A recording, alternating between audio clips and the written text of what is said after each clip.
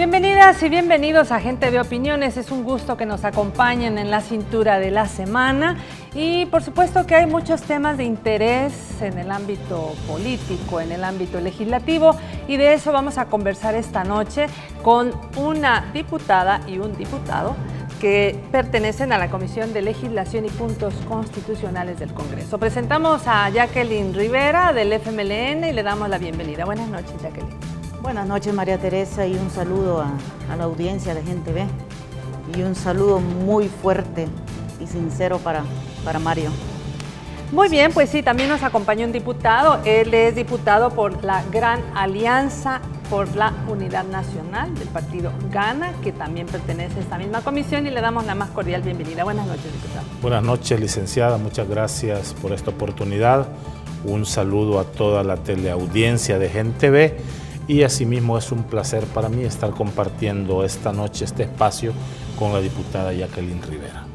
Muy bien, usted sabe en casa que puede ver Canal 29 en señal abierta y también a través de dos cables, en el cable Tigo, Canal 29, y en el cable Claro, en el Canal 29 y 75. Del otro lado del planeta usted puede ver Gente Ve en www.genteve.tv y por supuesto en nuestras redes sociales nos pueden buscar como Canal Gente Ve. Bueno, antes de entrar al tema que vamos a tratar hoy, que es precisamente la reciente aprobación de la ley de probidad, queremos hablar un tema que es obligado, obviamente, como es la elección del fiscal general de la República. Para eso vamos a ver, y para poner en contexto, una nota que tenemos preparada para usted. Douglas Arquímedes Meléndez fue juramentado como nuevo fiscal general de la República para el periodo 2016 al 5 de enero del 2019. Luego de un acuerdo unánime entre todas las fracciones políticas, la presidenta del primer órgano del Estado procedió a la juramentación del funcionario.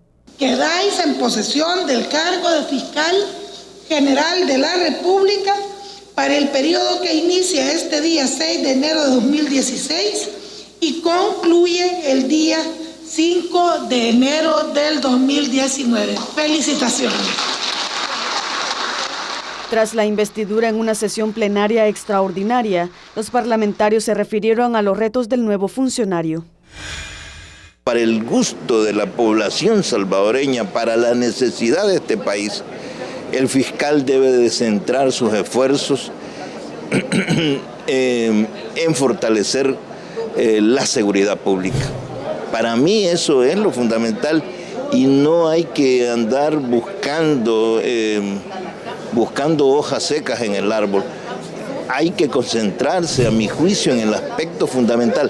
Que actúe con valentía y que persiga el delito venga de donde venga, que persiga e investigue donde hayan indicios de delito independientemente del tinte o color político de la persona que sea investigada. Que todos tenemos derecho a pedir que se investigue la corrupción, venga de donde venga, y el fiscal debe estar atento y dispuesto a investigar la corrupción de cualquier partido político que sea. Que impere la ley, lo que dicen los códigos penal, procesal penal, y que el resultado sea pegado a eso y no nos metamos a politizar lo que ya se está llevando a cabo en el órgano judicial. ¿Pero la Fiscalía tiene que tener un compromiso frente a la corrupción? Por supuesto. El artículo 193 dice que quien tiene la exclusividad de la investigación del delito es el fiscal y la corrupción es un delito. Luego de ser juramentado, el nuevo fiscal brindó sus primeras declaraciones a la prensa, en las que afirmó su estricto apego al cumplimiento de las leyes por igual y explicó cuáles serán sus prioridades. Voy a hacer las cosas diferentes. Tomaré las decisiones que sean necesarias en beneficio de la población. Bajo riesgo, pero lo voy a hacer. Investigaremos y atacaremos todos los delitos en general, con especial énfasis en los homicidios, las extorsiones, el crimen organizado y la corrupción. Actuaré con toda transparencia y bajo el principio que ya mencioné, que todos debemos ser y somos iguales bajo la ley. Arquímedes Meléndez reiteró su compromiso con la transparencia y con los intereses del pueblo salvadoreño y en ese sentido llamó al órgano judicial a establecer esfuerzos articulados, a aportar a la investigación del crimen y el fortalecimiento de la seguridad pública. Bueno, así la elección del nuevo fiscal que tardó varios meses. Yo quisiera empezar con la diputada Jacqueline Rivera. Se formó una subcomisión especial para la elección de este fiscal. ¿Cómo fue el tratamiento y cuál es la impresión después de esta elección? Bueno, mira, se siguió el procedimiento que de acuerdo al reglamento interior de la Asamblea Legislativa se hace para llevar a cabo las elecciones de segundo grado. Se conforma una comisión que tuvo que entrevistar a más de 70 candidatos. Y por supuesto tuvo que constatar todos los atestados que cada uno de ellos se atribuía. Esta comisión termina su trabajo y le presenta el informe a la Comisión Política de la Asamblea Legislativa. Es la Comisión Política de la Asamblea Legislativa la que al final tiene las facultades legales para, digamos, seleccionar y comenzar a hacer un proceso de depuración de todo el listado. Lamentablemente al proceso se vio afectado por situaciones ajenas en el proceso, que tienen que ver básicamente con problemas internos, especialmente de Arena. Eso dificultaba un poco avanzar en las coincidencias de las propuestas, porque era bien difícil para la Comisión Política ir aterrizando en un listado cuando de parte de Arena habían posiciones que de un día para otro cambiaban. Y es evidente que hay problemas. Hoy se dejó demostrado en la votación del fiscal que no fue unánime la votación del partido Arena. Por lo menos hubo un diputado que se abstuvo, sin argumentos por supuesto. Tendrá su propia decisión política por la cual no votó, pero lo cierto es que se llevó un proceso transparente. La población pudo constatar y verificar las credenciales de cada uno de los candidatos. Cada una de las entrevistas fue transmitida en vivo y en tiempo real en la radio legislativa y en la TV. Es decir, se cumplió con todo lo que los procedimientos determinan. Ya no dependía, digamos, al menos en el caso del FMLN, que se pudiese agilizar y hacer en tiempo la elección. Nosotros siempre estuvimos, como lo hemos hecho en todas las elecciones de segundo grado, a disposición de poder evaluar cualquier propuesta. Tan es así que nos abstuvimos de hacer listados o de poner en público los nombres de nuestras preferencias, porque precisamente veníamos de una experiencia recién pasada, en el caso de los magistrados de la Corte Suprema de Justicia, donde cualquier propuesta que saliese del FMLN era vetada automáticamente, se comenzaba a buscarle cuestionamientos y eso se convertía en un obstáculo para avanzar. Hay que decirlo, quedó evidenciado de que hay sectores al interior de Arena y de la derecha de este país recalcitrante que estaban en la decisión de que no hubiera fiscal, y eso de alguna manera retrasaba los acuerdos, porque por un lado habían unos que mostraban una posición positiva de avanzar, pero del siguiente día habían posiciones totalmente negativas de querer mantener al país en una situación de ingobernabilidad. Hay que decirlo, que el fiscal general no solo persigue delito, no solo investiga el delito, no solo enjuicia a los delincuentes, también el fiscal es el encargado de firmar hasta el último contrato que hace el Estado, cualquiera de sus instituciones del Estado. Es decir, que el fiscal general de la República es el responsable de que cualquier adquisición que se haga desde el Ejecutivo lleve su rúbrica. Entonces, el actuar del fiscal implica también darle gobernabilidad al país. Y allí nosotros coincidimos plenamente en lo que se ha planteado. Mira, todo funcionario que se elige, al menos como FMLN, le damos el beneficio de la duda. Nunca podremos asegurar o tener la certeza que el funcionario electo va a ser imparcial absoluto. El ejercicio del cargo es lo que te va a ir determinando si esa persona está cumpliendo con lo que la Constitución le manda o responde a otro tipo de mandato. Entonces, nosotros creemos que el fiscal tiene un reto, a mi juicio 3. Uno, combatir la mora fiscal.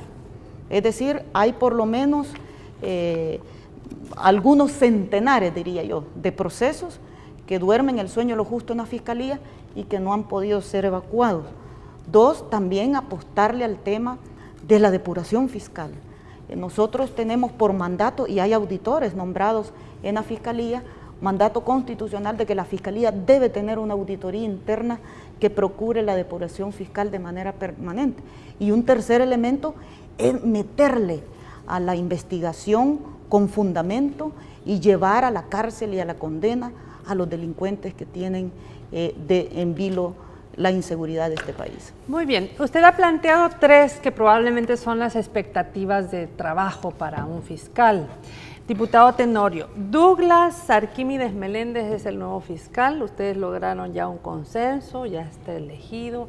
¿Qué esperan del papel de este funcionario dentro de el operador de justicia que es tan importante para el país?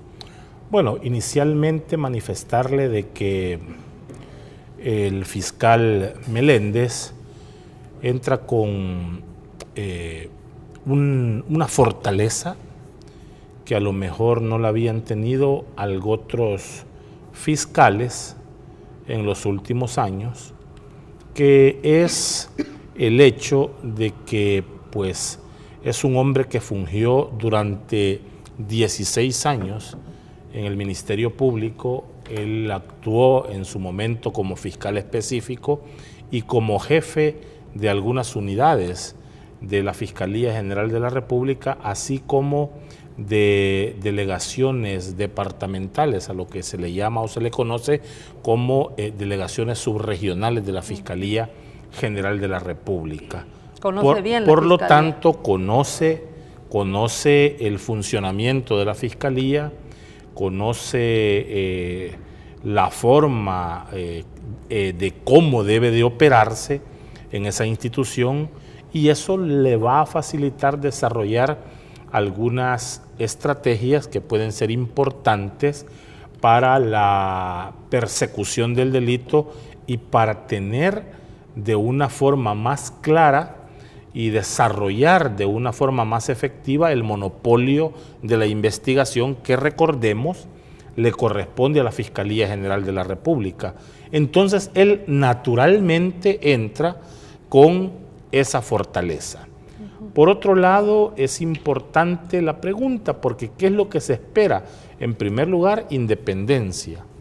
Él llega con absoluta independencia a ejercer el cargo de fiscal general de la República. Asimismo, nosotros esperamos mucha valentía en la persecución del delito, apertura con las instituciones que coadyuvan este esfuerzo, como el Ministerio de Seguridad Pública y Justicia, así como con la Policía Nacional Civil, ¿por qué no decirlo?, la Fuerza Armada en alguna medida.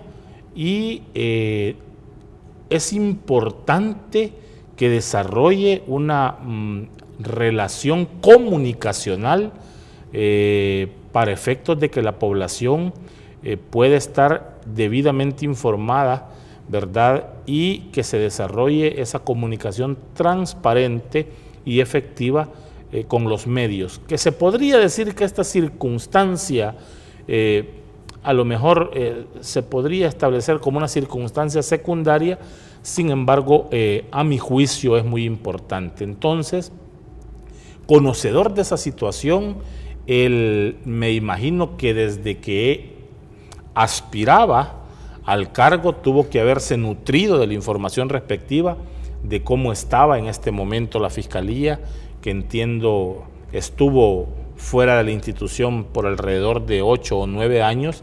Sin embargo, si bien es cierto, la Fiscalía General de la República, estructuralmente hablando, ha sufrido algunos cambios, pero los elementos básicos se mantienen y esos él los conoce. Decirle también que fue un fiscal exitoso, fue uno de los fiscales que tuvo conocimiento de casos emblemáticos y actuó en gran medida con mucha responsabilidad y con bastante acierto. Entonces nosotros esperamos que ese acercamiento que debe de tener él con las instituciones que colaboran para combatir el delito en nuestro país pueda ser muy efectiva, que se tenga la suficiente autonomía e independencia para poder desarrollar su accionar y por sobre todo pues que tenga mucha valentía y mucho temple y que su actuación se vuelva implacable para efectos de poder combatir el delito, para efectos de poder perseguir el delito en cualquiera de sus modalidades. Y él mismo lo decía en las declaraciones que veíamos en la nota, el nuevo fiscal habla de combatir el delito, homicidios, extorsiones, crímenes y corrupción. O sea que son compromisos importantes para la nación y para que ustedes como legisladores que lograron por fin elegir al fiscal, pues que puedan tener la confianza de que esto ocurrirá. Hay otras elecciones que ustedes están en este momento analizando. Estamos que el Consejo Nacional de la Judicatura, Procuraduría General de la República, que son otras elecciones de segundo grado. ¿Cómo se encuentra este proceso? Bueno, mira, en el caso del CNJ, hay que decirlo, la Asamblea Legislativa cae en un retraso, diría yo, involuntario. En primer lugar, porque hubo un primer retraso cuando se nos mandó el primer listado, que por resolución de la sala se devolvió y se volvió a iniciar el proceso allá en el CNJ. Eso retrasó. La ley te dice que 60 días antes de que culminen los funcionarios, la Asamblea debe de elegir. Y en efecto el listado primero llegó 60 días antes. Pero cuando la sala dijo que no estaba de acuerdo con el listado que nos habían mandado, se devuelve el listado y el CNJ inició otra vez el proceso y eso implicó de que se retrasara por lo menos unas 2 semanas más. Luego viene otro impasse de unos amparos que se presentaron de parte de algunos inconformes electos por las asociaciones de abogados.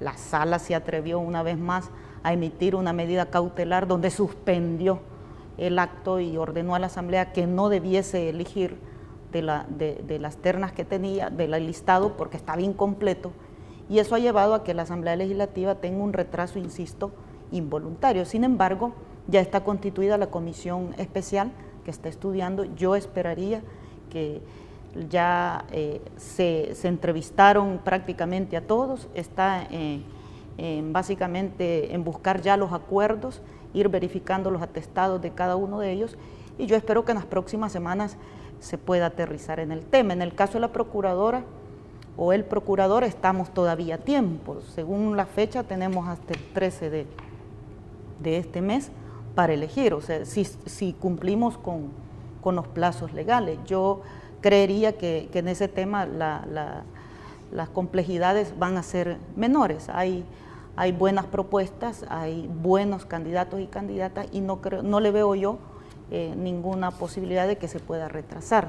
Insisto, ojalá que estas 2 elecciones que faltan no vayan a ser también afectadas por los problemas internos de Arena. Ojalá que no, porque también requerimos para ambas elecciones 56 votos, o sea, que no podríamos elegir sin los diputados de Arena. Yo espero que la experiencia y el ejercicio que hemos hecho con respecto al fiscal se pueda, digamos, repetir en cuanto a esta elección de estos funcionarios que no son de menor categoría, ni mucho menos de menor importancia para el país. Para estas elecciones de ambas instancias, Consejo Nacional de la Judicatura, Procuraduría General de la República, que son elecciones de segundo nivel, de segundo grado. Ya este día conocíamos las declaraciones de uno de los diputados, un joven diputado de Arena, Johnny Wright, que hablaba de que él iba a estar votando por conciencia. ¿Cómo influye el hecho de que dentro de un mismo partido no haya consensos para la elección de cualquier funcionario público? Bueno, licenciada, el acontecimiento que sucedió esta mañana dentro de la juramentación del nuevo fiscal general de la República dejó entrever, o bueno, quizás no entrever, sino que sacó a la luz esa posición del diputado Wright, sacó a la luz las diferencias internas que existen en el Partido Arena. Lamentablemente esa situación, se lo puedo asegurar, y a lo mejor voy a pecar de a priorista en este momento, va a salir en un recuadro muy pequeñito en los medios de comunicación, sobre todo en aquellos medios de comunicación detractores del gobierno en turno. Sin embargo, ha denotado, ha sacado a la luz, hoy se conoció de manera pública esas diferencias que existen en el Partido Arena entre al menos 4 grupos,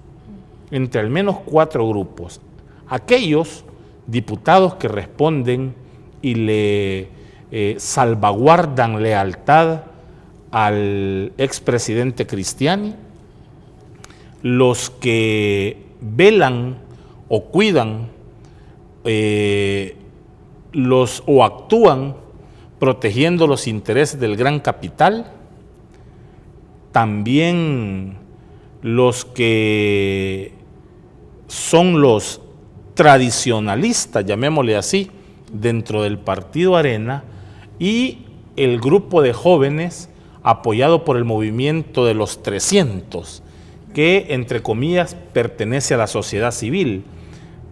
Bueno, y ahí paro. Al menos estos son 4 grupos que tienen una pugna al interior del Partido Arena que ahora se dejó entrever, porque si analizamos las palabras del diputado Wright, manifestaba que él estaba dispuesto a asumir las consecuencias que esa posición le conllevara. Posteriormente vimos la actitud desafiante de la diputada Carla Hernández. No soy yo para calificar, pero ahí estábamos nosotros como espectadores en primera fila de ese escenario que se dio, en donde les importó poco la posición del jefe de grupo parlamentario, que entiendo yo el día de ayer había habido un acuerdo en la comisión política que iba a fijar posición nada más el jefe del grupo de cada uno de los grupos parlamentarios representados en la Asamblea Legislativa. Sin embargo, pudimos ver que esta situación no se respetó en el Partido Arena y cada uno de los representantes de estos grupos fijó su posición. Entonces, pues el acontecimiento que sucedió paralelo al acontecimiento primario, que era pues la elección de la juramentación del fiscal, dejó pues ya develado, dejó claras muestras de que en Arena hay una descomposición al interior de su partido y, insisto, no soy yo quien deba de calificarlo, pero efectivamente era evidente y era obvio ahora pues la posición de algunos diputados con relación a esta situación de la que se venía comentando ya desde hace mucho tiempo. Muy bien. Bueno, la población es testiga de lo que ocurre en el primer órgano del Estado y vamos a ver cómo se desarrollan los acontecimientos a partir también de otras elecciones. Vamos a hacer la primera pausa. Al volver vamos a hablar ya de la ley de probidad para que nos expliquen en qué consiste la misma, cuáles son los cambios con la anterior que se tenía y otros temas. No nos cambien. Diputada de la Asamblea Legislativa Jacqueline Rivera, al diputado Mario Tenorio. Estamos hablando de situaciones que ocurren al interior del primer órgano del Estado y, como usted sabe, se aprobó la ley de probidad. Tenemos una nota a continuación para poner en contexto el tema.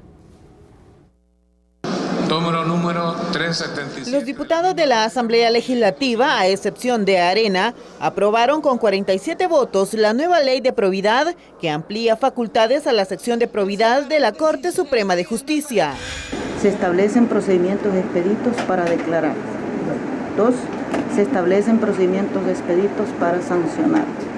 3. Se establecen montos más altos en concepto de sanciones. 4. Se le dan facultades legales a la sección de probidad para poder actuar, cosa que no tiene. 5. Se establece la presunción de enriquecimiento ilícito en el caso de que no se presenten declaraciones o no se pueda evacuar o subsanar las inconsistencias. Nos parece que es un instrumento valioso que la Asamblea Legislativa le da al país como una demostración de que en este país se deben de ir cerrando cada día los portillos que dan lugar al enriquecimiento ilícito. La normativa aprobada mandata a la sección de probidad investigar a toda persona que tiene acceso a fondos públicos. Todos los funcionarios públicos que estén ejerciendo o hayan ejercido o vayan a ejercer cargos de elección popular, cargos de elección de segundo grado, como son magistrados, Tribunal Supremo Electoral, Corte de Cuentas, todos esos, y todos los mandos que tienen decisión en la ejecución de presupuestos de instituciones públicas. Tras la aprobación de la ley de probidad, Arena dejó en evidencia su doble discurso al exigir transparencia y combate a la corrupción, pero negó sus votos para aprobar normativas como esta. Y esta ley que van a aprobar esta tarde es producto del temor y del miedo. ¿Por qué no somos concretos y fuertes en avanzar fuertemente en la lucha contra la corrupción? Bueno, hay que ver quién ha protegido a Francisco Flores. Yo espero que no sea ese el motivo. La anterior ley de probidad fue creada en los años 50, por lo que ya estaba desactualizada y propiciaba la impunidad en los casos de enriquecimiento ilícito a raíz de los vacíos que existían en la misma. Ahora se busca no solo castigar duramente al infractor, sino también recuperar los bienes del Estado. A ver, la ciudadanía en los medios de comunicación, sobre todo escritos, asistieron a una campaña cuando se estaba discutiendo esta ley de probidad, donde se hablaba que esta nueva ley que se quería aprobar no va a servir, que va a proteger a los funcionarios públicos, etcétera, etcétera. Yo quisiera que con palabras bien sencillas a la ciudadanía le pudiéramos explicar en qué consiste esta ley de probidad, esta nueva ley, para qué sirve, para quiénes aplica esta ley. Bueno, en primer lugar, el país no tenía ley de probidad. Es la primera ley de probidad, es decir, no estamos reformando ley, estamos creando una ley nueva.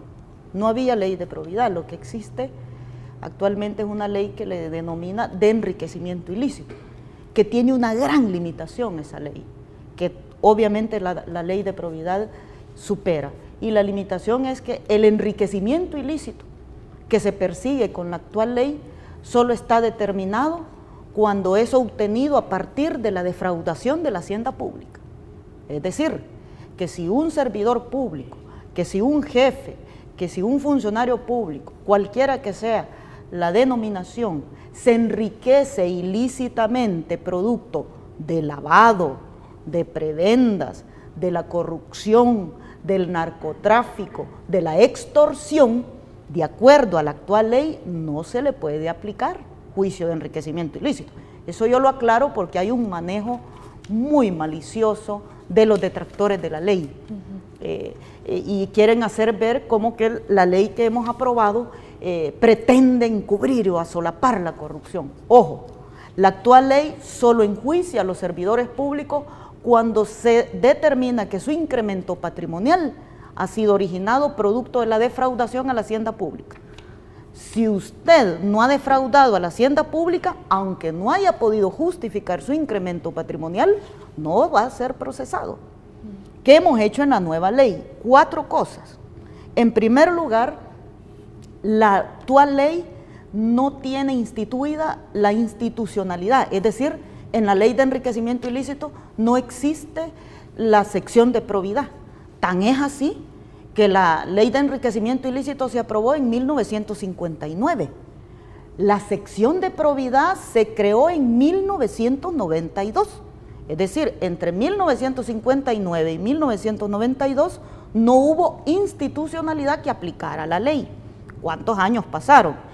En el 2005, porque ese es la otra avance que tiene la ley, las facultades que le damos a la sección es por ley, es decir, no habrá una corte ni de hoy, ni de mañana, ni del futuro que le pueda limitar facultades, como sucedió el 2005, que por acuerdo de corte plena, cuando iban precisamente a verificar la información, de todos los funcionarios que venían del gobierno de Paco Flores, por acuerdo de Corte Plena, se le ordena a la sección de probidad, que dio lugar inclusive a la renuncia del jefe en aquella época, don Pino Cáceres, se le ordena no investigue, se le quitó las facultades. Hoy le hemos dejado las facultades por ley, es decir, no dependerán de ninguna corte que la sección de probidad pueda investigar. Y es hasta el 2014 que se le devuelven las facultades. Casualmente, yo no sé si es casualidad o coincidencia, cuando ya prescribió la acción penal contra todos los funcionarios que participaron por lo menos en 3 gobiernos de Arena, de Cristiani, de Calderón Sol y de Paco Flores. Se le devuelven las facultades a la sección de probidad.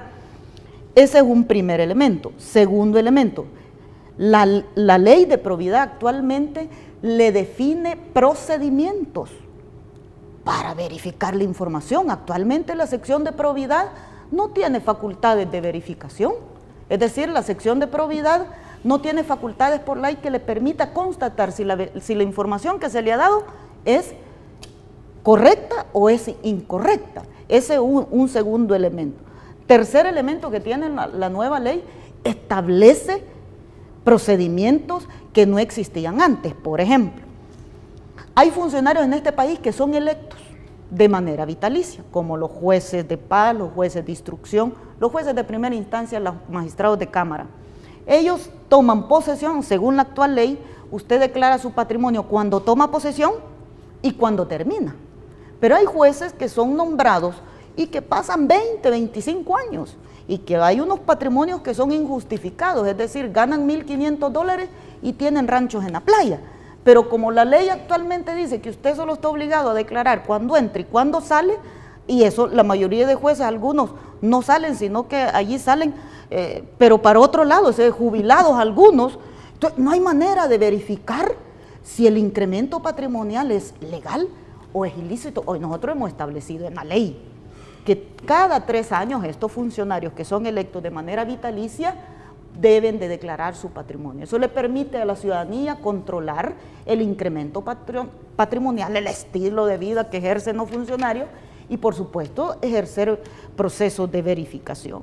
Y otro cuarto elemento que tiene la ley, fíjate que es novedoso para los detractores. Los detractores dicen de que se elimina potestades a la Corte en pleno.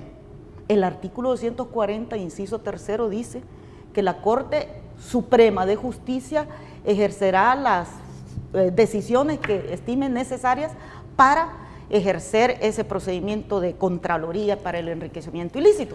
La Corte Suprema de Justicia funciona en 4 formas, en 5 formas. 1, Corte en pleno. 2, Sala de lo Civil. 3, Sala de Contencioso. 4, Sala de lo Penal. Y 5, Sala de lo Constitucional. Todas esas salas y la Corte en pleno actúan como Corte Suprema de Justicia. Entonces, hoy se dice que se le quitan funciones a la Corte. No, la Corte es todo. La Corte es todo y la Corte puede funcionar en pleno o a través de su sala. Y un último elemento para no agotar la discusión que tiene la actual ley, fíjate que le estamos dejando por ley que pueda abrir oficinas departamentales. Es decir, que la sección de probidad tenga una sección aquí en San Salvador y pueda de manera gradual ir abriendo oficinas departamentales e inicie procedimientos de oficio. Muy bien. A ver. Y que permita además la denuncia ciudadana, que es lo otro que dicen los detractores. Ajá. Yo solo dejo planteada una pregunta. ¿A qué le tienen miedo los detractores? ¿Sabe a qué le tienen miedo? A que los juicios de investigación por enriquecimiento ilícito sean denominados de dedo. Nosotros hemos dejado una ley para que la investigación sea igual para todos. Es decir, que quien no pueda justificar su incremento patrimonial sea investigado, sancionado y sea llevado a la justicia. A ver, yo quisiera que me explicaran algo. Se dice que esta ley, que es nueva, de probidad, ya va a depender ahora de la Sala de lo Civil, que ya no va a estar en Corte Plena. Entonces, Fusades hace unas horas ha llamado a una conferencia de prensa el día de mañana porque dice que quieren que se declare la inconstitucionalidad. Ligo esto a lo último que dijo la diputada. ¿Cuál es el temor de que entre en funcionamiento esta nueva ley de probidad? Bueno, definitivamente nosotros tenemos una claridad, y es de que este grupo gestor, compuesto entre otras organizaciones por FUSADES y por la ANEP, que son uno, el tanque de pensamiento del Partido Arena, y el otro, el brazo empresarial del Partido Arena, pues están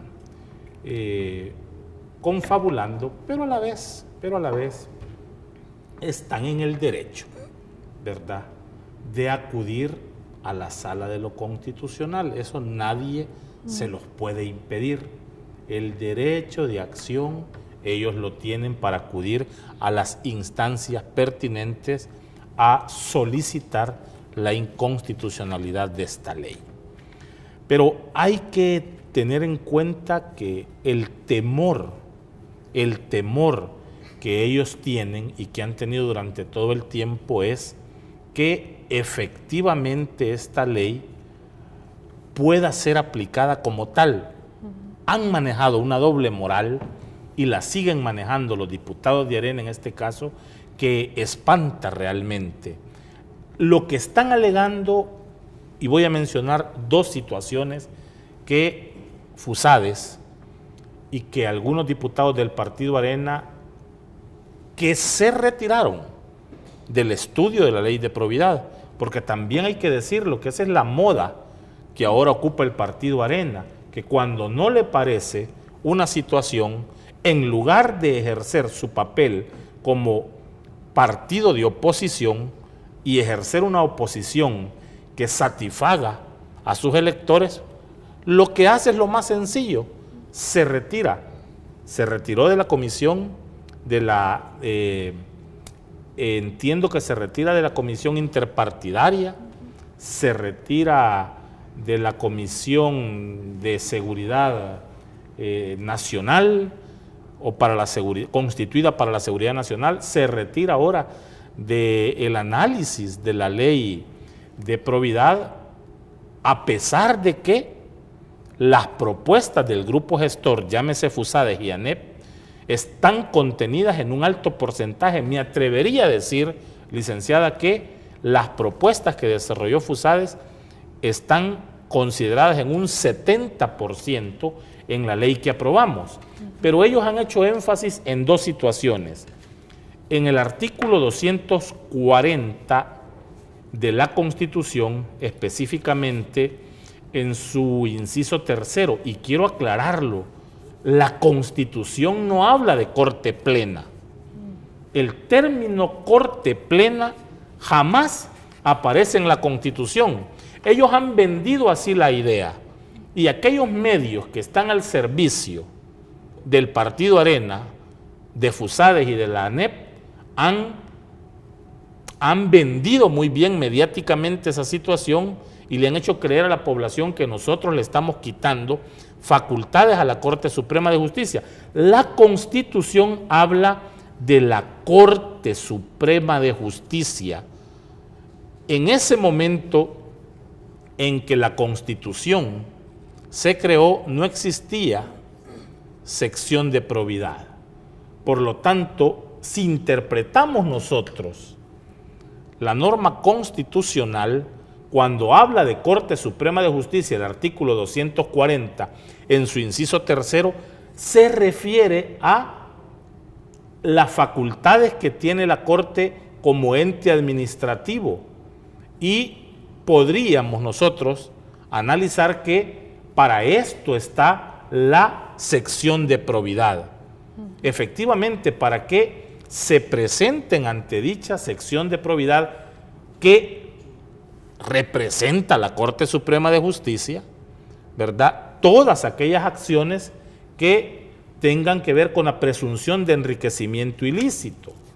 Y más adelante, la Constitución también habla que la Corte tiene la facultad de tomar las providencias que estime necesarias, y no se le están coartando ninguna de esas facultades, porque si está dentro de la norma constitucional, un aplicador de la justicia ¿verdad?, o un aplicador de procedimientos administrativos tendrá la posibilidad de aplicar la norma constitucional. Y en este caso, la sección de probidad, que equivaldría a decir la Corte Suprema de Justicia, o que representa la Corte Suprema de Justicia, tiene todas las facultades para que pueda sustentar o sustanciar, mejor dicho, estos procedimientos hasta el punto de llevarlos ya al momento de que se sancione aquel funcionario o aquel empleado público que se ha enriquecido ilícitamente. Y por eso traslada, licenciada, quiero terminar, por eso traslada a la Sala de lo Civil, que es una instancia judicial superior dentro de la Corte Suprema de Justicia, la responsabilidad de poder sancionar, ¿verdad? Nos vamos a quedar en este punto para hacer el último corte, y al volver queremos preguntarles a nuestros invitados precisamente sobre lo que usted quiere saber. ¿Cuál es el tipo de sanción que va a haber para aquellas personas que se enriquecen de manera ilícita? Ya volvemos. Se habla mucho sobre cuáles son las sanciones que va a traer esta nueva ley de probidad. Se decía que, por ejemplo, no va a poder destituirse funcionarios, o se decía también que elimina la presunción del delito. Quisiera que brevemente me pudieran explicar qué contempla esta ley en términos de sanciones. Bueno, actualmente la ley, cuando tú no presentas la declaración o la presentas de manera extemporánea, solo podés pagar máximo $500. Es lo máximo que le puede caer. En la historia del país, desde 1959 a este día de enero del 2016, no ha habido una sola destitución. O sea que quienes se llenan la boca diciendo de que la destitución debe ser la sanción idónea para quienes se enriquecen, no debe ser la destitución, debe ser la cárcel. Y eso ha quedado establecido en la ley. Si a la hora de presentar su declaración le observan de que usted no ha cumplido con los requisitos y que no ha podido justificar su patrimonio, hoy, a diferencia de lo que sucede con la nueva ley, no lo van a mandar a la Cámara de lo Civil para que le determinen si usted se enriqueció de manera ilícita por haber defraudado la hacienda pública. Lo van a mandar al juzgado de extinción de dominio, que es a lo que le tienen miedo los detractores. Porque el juzgado de extinción de dominio le va a perseguir todos aquellos bienes que usted obtuvo, indistintamente de cuándo los obtuvo, porque es una ley retroactiva, le puede quitar todas aquellas cosas que usted de manera ilícita obtuvo, indistintamente en qué año. Segundo elemento, las sanciones que se han dejado hoy en la actual ley tiene, uno, sanción administrativa es económica. Al funcionario que incumpla la ley le puede caer una multa hasta de 40 salarios mínimos. Esa es la sanción administrativa. Pero eso no le exonera que al funcionario que no pueda demostrar la veracidad de su información pueda ir preso. Es decir, usted va a tener dos vías. Le ponen la sanción administrativa pecuniaria, le informan a la Fiscalía para que la Fiscalía inicie el procedimiento de extinción de dominio, es decir, quitarle los bienes ilícitos y además la investigación penal. Es decir, no se destituye del cargo. Si usted ha cometido delito, paga multa, le quitan sus cosas y además va preso. Paradójicamente los medios están difundiendo otra cosa, sí. Otros medios, por supuesto que no Gente Ve. ¿Cuál es la opinión que usted tiene, diputado Mario Tenorio, sobre por qué Arena no está apoyando esta ley? Bueno, porque definitivamente pueden salir muchas cosas a la luz en donde se vean afectados actuales funcionarios del Partido Arena o exfuncionarios del Partido Arena. Pero decir por parte de algunos diputados de manera irresponsable y totalmente falsa que a la sección de probidad se le han quitado dientes, porque eso es lo que dicen, se le han quitado dientes, es totalmente falso, porque la sección de probidad tiene, entre otras atribuciones, que se puedan publicar aquellas circunstancias que ha resuelto como sección de probidad. Pero lo más importante es el artículo 24, que habla de la verificación y que le da facultades, óigase bien, a la sección de probidad para poder pedir al declarante o a todas las autoridades de la República, funcionarios, empleados, agentes de autoridad, la información que estime conveniente. Y oiga esto, licenciada, inclusive aquella que goce de la calificación legal reservada, como el secreto bancario. Entonces yo no sé qué es lo que no le satisface a los diputados de Arena. Y hay diputados que, demostrando una lastimosa ignorancia, han opinado sobre la ley y ni han llegado tan siquiera a participar una vez o alguna vez de las reuniones que tuvo la comisión en el análisis de esta ley. ¿Cuánto tiempo estuvieron analizando la ley? Bueno, la analizamos esta ley prácticamente durante toda la legislatura pasada por parte del equipo técnico y al principio de esta legislatura, tanto así que en la legislatura pasada nos habíamos propuesto que esta ley fuese una de las metas u objetivos de la comisión. No lo logramos, lo hemos hecho ahora, ya está el producto elaborado, pero de manera caprichosa e irresponsable, FUSADES y ANEP van a promover el día de mañana, tengo entendido yo, un recurso de inconstitucionalidad, al que insisto, tienen todo el derecho,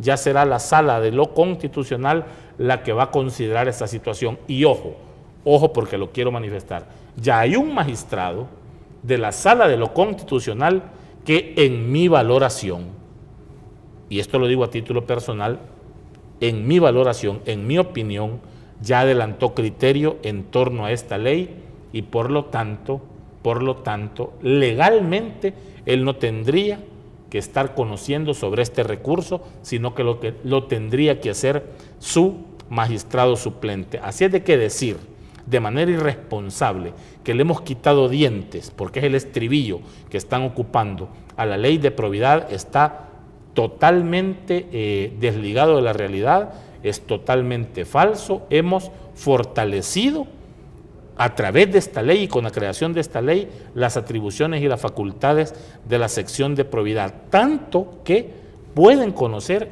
aún del secreto bancario, que es una facultad que en este momento solo la tiene la Fiscalía General de la República y estamos homologándosela a la sección de probidad. Así es de que nosotros estamos tranquilos, creemos de que le hemos dado una herramienta jurídica muy importante a la población y ellos sabrán pues cuáles son los motivos o las razones que los llevan, ¿verdad?, o protegiendo intereses oscuros que los llevan a interponer este recurso el día de mañana. Bueno, lamentablemente el tiempo se terminó. Creo que dieron bastantes ejemplos y argumentos sobre lo que va a ser esta nueva ley de probidad. Así que, diputada Jacqueline, gracias por haber venido. No, muchísimas gracias por la invitación y solo dejo planteada una pregunta. ¿Por qué el grupo gestor no cuestiona el que la actual sección de probidad con la actual ley no haya investigado el enriquecimiento ilícito de Paco Flores? Pregunta hecha. Diputado Mario Tenorio, gracias por haber venido. Muchas gracias por la oportunidad, licenciada, y un saludo pues a toda la teleaudiencia de Gente Ve. Muy bien, a usted, amigo, amiga, le recordamos que esta entrevista usted la puede ver mañana a las 7 de la mañana en retransmisión y a las 7 de la noche puede sintonizar una nueva entrevista aquí en Gente Ve Opiniones. Muchísimas gracias por su sintonía. Buenas noches.